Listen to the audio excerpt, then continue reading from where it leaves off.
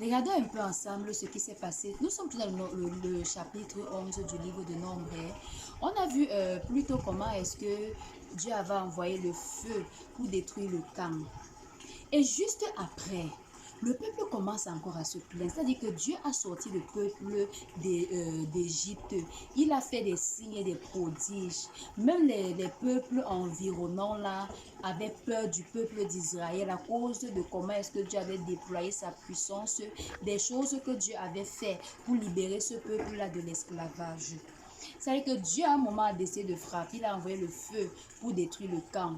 Et même jusque-là, quelques temps encore après, juste un peu plus bas, ils ont encore commencé à se plaindre. Ouais, qui va encore devoir manger les poissons qu'on mangeait en Égypte, comme pour dire que leur situation présente, si là, est pire que ce qu'ils vivaient en Égypte. Alors que souvenons-nous qu'en Égypte, ils se plaignaient, ils criaient à l'Éternel pour que l'Éternel délivre de l'esclavage.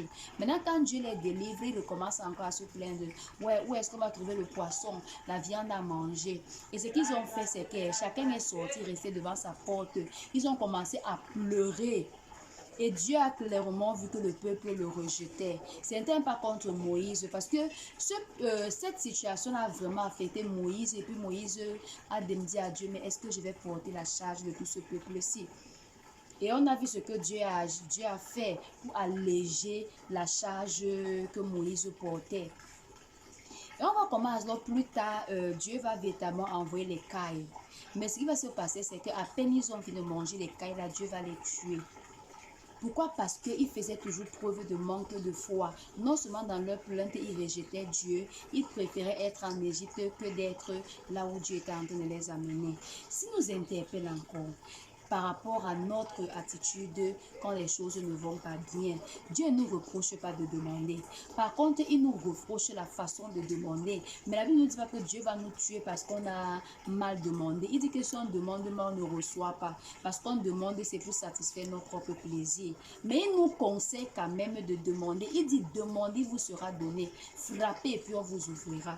Donc mon frère, ma soeur, nous sommes encore encouragés aujourd'hui à avoir la bonne attitude, à faire preuve de foi. Il dit que si on demande en doutant, on ne croit pas, on ne va rien recevoir. Mais je crois qu'au terme de ça, on comprend que Dieu a horreur des plaintes. Dieu a horreur des plaintes parce que les plaintes démontrent tout simplement le manque de foi.